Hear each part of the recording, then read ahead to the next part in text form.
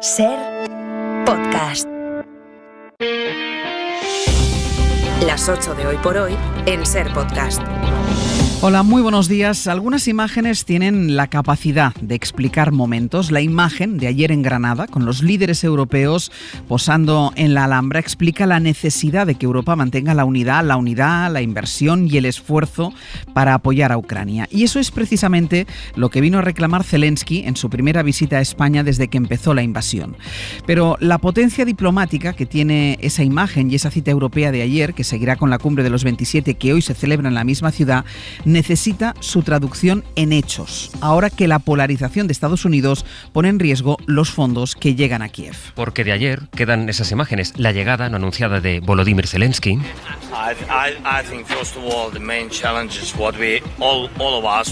que luego se reunió con el rey Felipe. Queda también la recepción del presidente del gobierno en funciones. A todos los mandatarios que iban llegando, y queda la foto del grupo ya finalmente en la Alhambra y ese cante que les brindó Marina Heredia.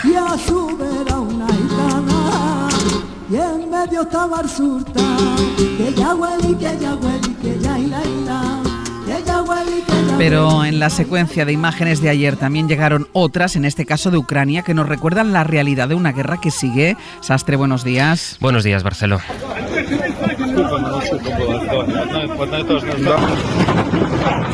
Con este contraste tan duro, el pequeño pueblo de la región de Kharkov, que ayer fue atacado en Ucrania, apenas tiene 300 habitantes. Sus vecinos estaban en un funeral. De hecho, había ido un vecino de cada una de las familias que viven en ese pequeño pueblo, 300 habitantes, a ese funeral. Y después se fueron a reunir en torno a una cafetería que, junto con una tienda, fue atacada por un misil ruso, según ha denunciado Kiev, que habla de 50 muertos, entre ellos un niño de 6 años. Estamos hablando de uno de los peores ataques desde que empezó esa invasión. Ese es el bombardeo que denunció Zelensky desde Granada, donde participaba en esta cumbre, que desde España representó la foto diplomática que, como les decía, describe el punto en el que estamos. Granada, Pablo Morán, buenos días. Hola Ángels, muy buenos días. La llegada por sorpresa de Zelensky fue la imagen de la mañana, en una cita que ya por la tarde ofreció otra de esas fotografías simbólicas, que es la unidad de los líderes europeos en la Alhambra, comprometidos a enviar de momento más armas.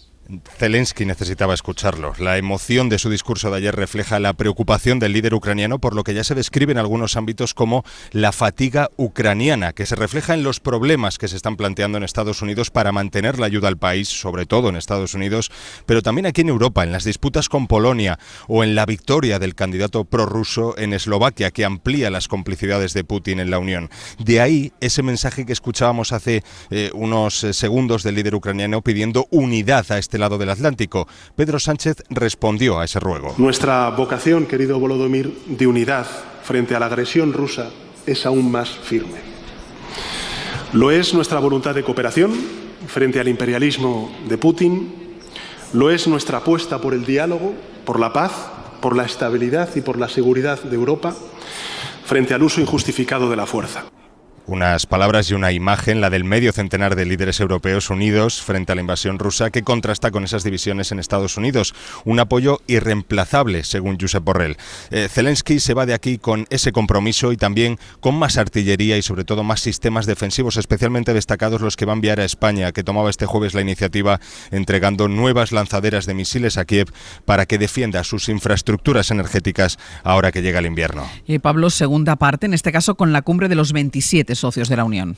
Y aquí estamos ya, en el Palacio de Congresos de Granada, esperando la llegada de esos líderes en aproximadamente media hora. La llegada a este consejo informal dedicado, como venimos contando, sobre todo a la ampliación de la Unión. Esta cumbre debe representar el punto de partida para ese proceso complejo y en el que se colará también la inmigración en la agenda. Así que veremos en qué se traduce todo en la declaración final que se espera para primera hora de la tarde. Pues seguimos en el abierto, Pablo. Hasta luego. Gracias, hasta luego. Habló ayer Putin desde Moscú, por cierto, para decir que sin la ayuda de Occidente, Ucrania solo va a sobrevivir una semana, y para culpar a Occidente también de alargar una guerra que él dice que quiere acabar cuanto antes. Decía Pablo, que hoy lo que tendrán sobre la mesa los líderes europeos será la política de inmigración que pretenden endurecer justo cuando estamos viendo situaciones como la de la Isla del Hierro. Y por eso ayer emitimos desde allí, desde el Hierro, una edición especial de Hora 25, desde el puerto de la Restinga, con Aimar, Ese puerto es el punto exacto al que han llegado unas 1.500 personas en apenas 72 horas. Y entre los testimonios estuvo el de Kayali Baru, que llegó a los 16 años, ahora tiene 18. Hablaba de la travesía que hizo, le emocionaba ver a otros chavales llegar y les dice que no tengan prisa por instalarse, encontrar un trabajo. Antes de llegar, nosotros creer siempre va a llegar y empezar trabajando, y ellos, la primera cosa, ellos van a preguntar esto, ¿cómo va el trabajo? Yo también quiero trabajar. Primero, yo decir siempre, primero con el idioma y estudiar un poco, y con la escalera poco a poco. Pues si tú quieres saltar, siempre caer. Han llegado muchos niños estos días y cuenta Antonio Arencibia, el director del Centro de Menores Migrantes de El Hierro, que lo normal es que las familias envíen solos a los niños en los cayucos. Este es el proceso. La historia se repite casi siempre. Los padres del niño lo acompañan a pie de playa al cayuco. Si ven algún conocido que va a viajar o ven una cara que les transmita confianza, le entregan al niño. Me lo cuidas, por favor, durante el trayecto, y desde que llegues a tierra ya las autoridades se encargarán del niño. También hay casos en los que el niño sale acompañado y llega solo, que son casos muy, muy tristes. Luego volveremos al Hierro para hablar con Aimar y con Nico. De momento volvamos a la cumbre de Granada, que fue donde los periodistas preguntaron a Pedro Sánchez por la amnistía que piden los independentistas para su investidura. Y él confirmó que está en las negociaciones. Sí, yo sé que esa es la pregunta que se hace. Incluso me dicen por qué no se refiere a ella directamente. Estamos negociando con los distintos grupos parlamentarios, y cuando tengamos una posición concreta al respecto, después de reunirme con todos los grupos parlamentarios, fijaremos la posición del Partido Socialista Obrero Español. Y en este caso yo le hablo, lógicamente, como candidato del Partido Socialista Obrero Español a esa investidura. Inma Carretero, buenos días. Buenos días. Sánchez habla ya implícitamente de la amnistía, pero va ganando tiempo, mientras tanto, tratando de armar el puzzle del acuerdo completo con los grupos, en concreto con Junts. Sí, Sánchez termina la semana recreándose en su perfil de presidente como anfitrión en la Alhambra, dando cada vez más normalidad a la amnistía, mientras su equipo negocia un pacto en el que pretenden que esa amnistía sea solo una parte del trato. Hay fuentes que hablan incluso de que la intención es comprometer más de un presupuesto para la legislatura.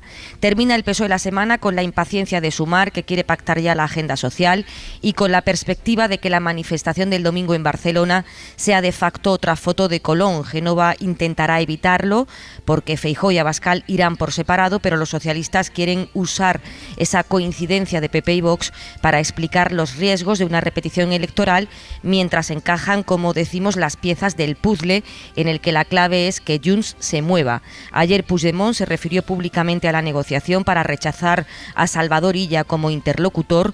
Hoy el diario El País publica que si hay acuerdo, el PSOE estaría dispuesto a conceder una foto con Puigdemont en Bruselas. Señalan al secretario de organización, Santos Cerdán, como posible enviado de Sánchez. Inma, gracias. A vosotros. El caso es que el PP se hizo eco ayer de una supuesta información que decía que 2 ministros se habían reunido con Puigdemont en la Embajada de Colombia en Bruselas, cosa que ha negado el gobierno, que ha negado la embajada, pero que el PP difundió sin pruebas. El partido carga también contra Pedro Sánchez y contra Francina Armengol, a la que pide que ponga fecha cuanto antes para ese debate de investidura. Y exigimos desde el Grupo Parlamentario Popular que se fije esa fecha y ese pleno ya por parte de la presidencia de la Cámara.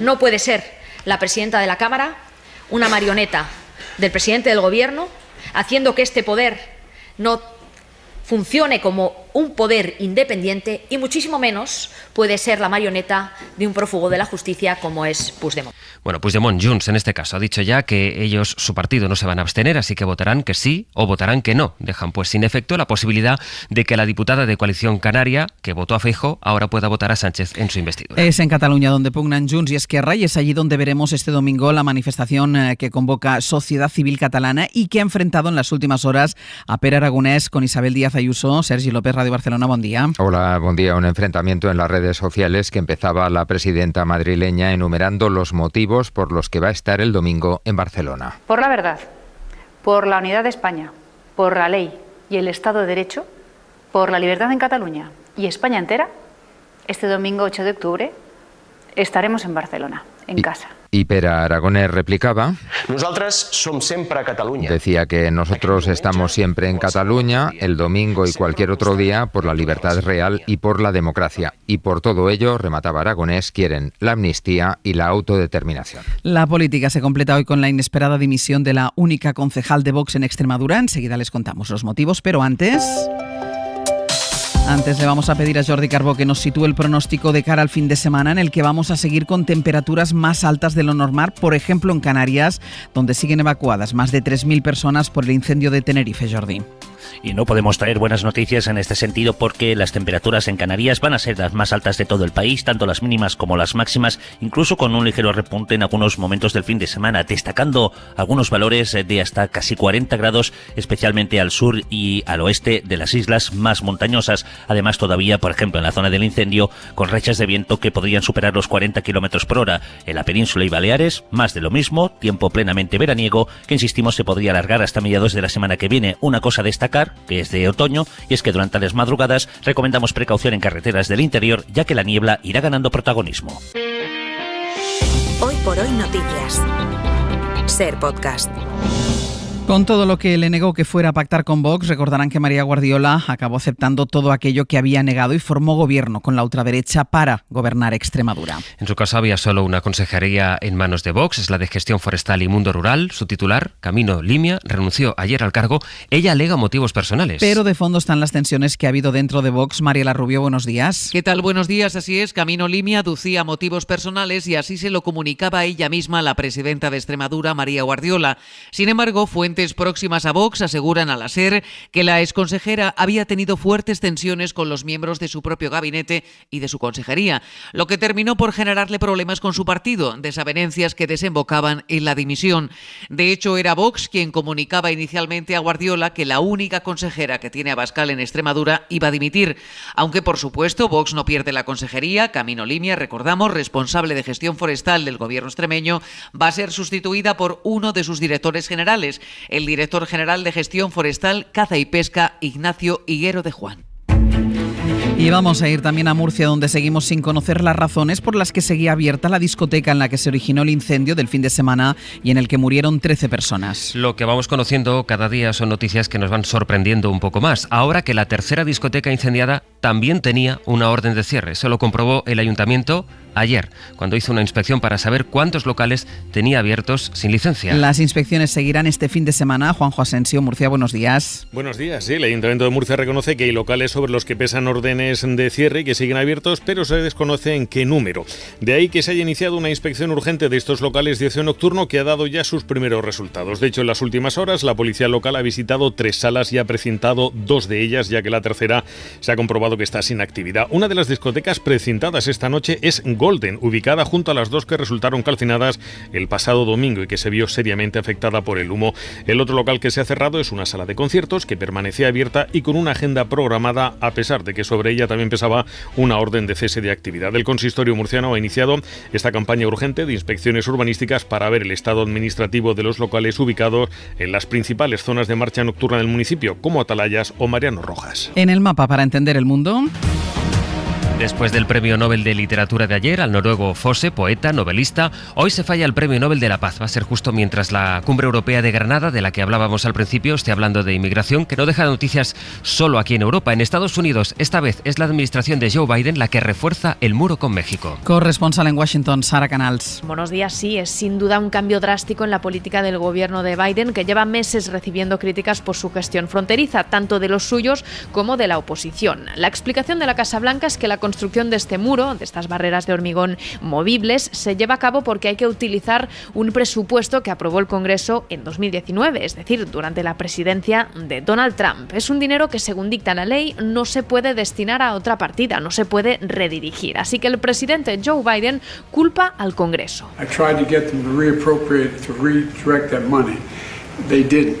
Remarcó ante la prensa que no lo puede impedir y que sigue sin estar de acuerdo con la idea de construir un muro. También en esta línea, la secretaria de prensa de la Casa Blanca, Karine Jean-Pierre, subrayó ayer que la postura del gobierno es la de construir fronteras modernas, con tecnología punta o aumentando el número de agentes, y que el muro simplemente no funciona. Aún en Estados Unidos, Donald Trump se está planteando presentarse en la reunión que van a tener los republicanos en el Capitolio para elegir al presidente del Congreso después de que echaran al que llegó a McCarthy, que llegó a un acuerdo con los demócratas. Dice que está dispuesto a asumir el puesto por un breve tiempo.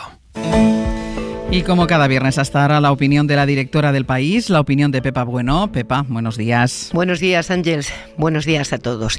Si consigue ser investido presidente, Pedro Sánchez va a tener que navegar en esta legislatura en medio de varias competiciones políticas feroces.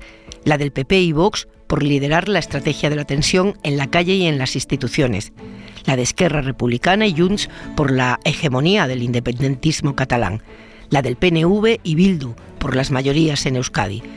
Al contrario de lo que pasa en las izquierdas españolas, donde, cosa insólita, la campaña electoral del 23 de julio dejó entrever una rara competencia virtuosa entre ellas. Pero la política tiene tantos días como la vida, y a comienzos de esta semana hemos visto a Sumar actuar arrastrado por el vértigo del socio pequeño, eclipsado además por el protagonismo de los independentistas y con Podemos acusándoles de irrelevancia. 2 días después, el inicio de las negociaciones formales entre Sánchez y Díaz, tras proponer el Rey candidato al líder socialista, pareció conjurar ese riesgo para los dos únicos partidos colindantes ideológicamente que en este momento no parecen tener urgencia en devorarse. Y en 10 minutos el abierto. Y con Javier Aroca, Carlos Sánchez y Víctor Lapuente. Para no perderte ningún episodio, síguenos en la aplicación o la web de la SER, Podium Podcast o tu plataforma de audio favorita.